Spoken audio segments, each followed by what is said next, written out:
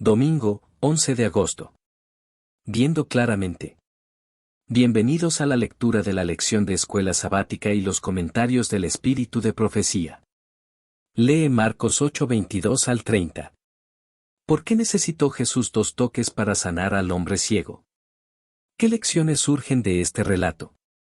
Los evangelios reportan el caso de varias personas ciegas curadas por Jesús.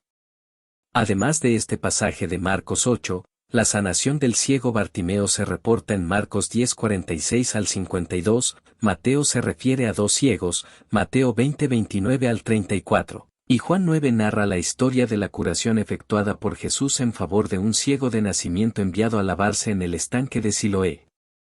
Pero esta historia de Marcos 8 es singular, ya que solo aparece allí y es el único milagro de Jesús que requiere 2 acciones para producir salud perfecta.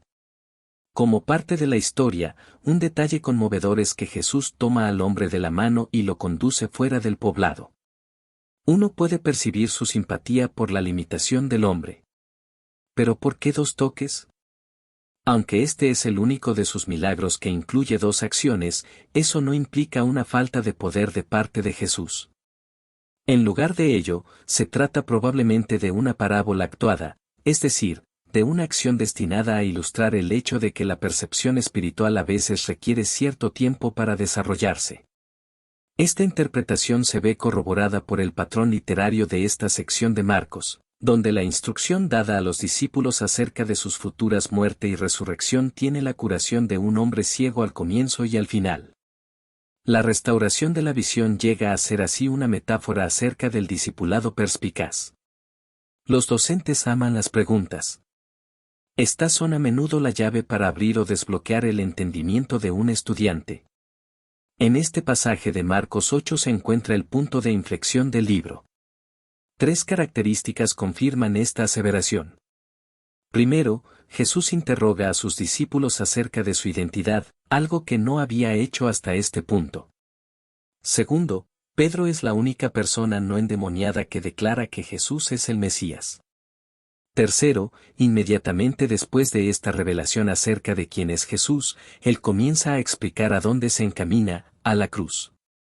¿Por qué pide Jesús a sus discípulos que no digan a nadie que Él es el Mesías? Parece algo ilógico para el establecimiento del reino de Dios. Sin embargo, la palabra Mesías tenía en los días de Jesús una connotación de derrocamiento del gobierno romano. Jesús no había venido para ser esa clase de Mesías, de allí su llamado al silencio acerca de su identidad. ¿Qué nos enseña esta historia acerca de algunos momentos en los que es importante no decir ciertas cosas, sin importar cuán ciertas puedan ser? Comentarios del Espíritu de Profecía. Jesús y sus discípulos estaban ahora fuera de los límites de Galilea, en una región donde prevalecía la idolatría. Allí se encontraban los discípulos apartados de la influencia predominante del judaísmo y relacionados más íntimamente con el culto pagano. En derredor de sí, veían representadas las formas de la superstición que existían en todas partes del mundo. Jesús deseaba que la contemplación de estas cosas los indujese a sentir su responsabilidad hacia los paganos. Durante su estada en dicha región, trató de subtraerse a la tarea de enseñar a la gente, a fin de dedicarse más plenamente a sus discípulos. Iba a hablarles de los sufrimientos que le aguardaban. Pero primero se apartó solo y rogó a Dios que sus corazones fuesen preparados para recibir sus palabras. Al reunírseles, no les comunicó enseguida lo que deseaba impartirles. Antes de hacerlo, les dio una oportunidad de confesar su fe en él para que pudiesen ser fortalecidos para la prueba venidera, el deseado de todas las gentes. Página 379.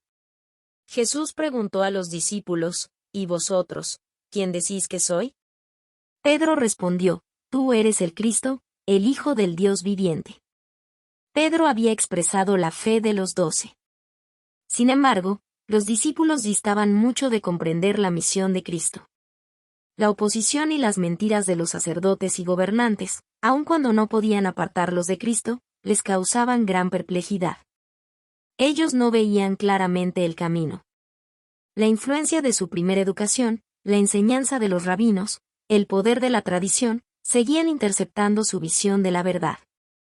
De vez en cuando resplandecían sobre ellos los preciosos rayos de luz de Jesús, más con frecuencia eran como hombres que andaban a tientas en medio de las sombras. Pero en ese día, antes que fuesen puestos frente a frente con la gran prueba de su fe, el Espíritu Santo descansó sobre ellos con poder. Por un corto tiempo sus ojos fueron apartados de las cosas que se ven, para contemplar las que no se ven. Segunda de Corintios 4:18. Bajo el disfraz de la humanidad, discernieron la gloria del Hijo de Dios, el deseado de todas las gentes, páginas 379 y 380. La verdad que Pedro había confesado es el fundamento de la fe del creyente. Es lo que Cristo mismo ha declarado ser vida eterna. Pero la posesión de este conocimiento no era motivo de engreimiento. No era por ninguna sabiduría o bondad propia de Pedro por lo que le había sido revelada esa verdad. Nunca puede la humanidad de por sí alcanzar un conocimiento de lo divino. Es más alto que los cielos, ¿qué harás? Es más profundo que el infierno, ¿cómo lo conocerás? Job 11:8. Únicamente el espíritu de adopción puede revelarnos las cosas profundas de Dios, que nos las ha revelado Dios por medio de su espíritu, porque el espíritu escudriña todas las cosas, y aun las cosas profundas de Dios. Primera de Corintios 2:10. El secreto de Jehová es para los que le temen, y el hecho de que Pedro discernía la gloria de Dios era evidencia de que se contaba entre los que habían sido enseñados de Dios. Salmo 25:14, Juan 6:45, el deseado de todas las gentes, páginas 380 y 381. Te agradecemos por acompañarnos en el estudio de la lección de este día. Esta es una producción del Ministerio Mensaje Adventista. Síguenos en nuestras redes sociales y comparte nuestras publicaciones para que el mensaje pueda llegar a más personas. Te deseamos una feliz semana.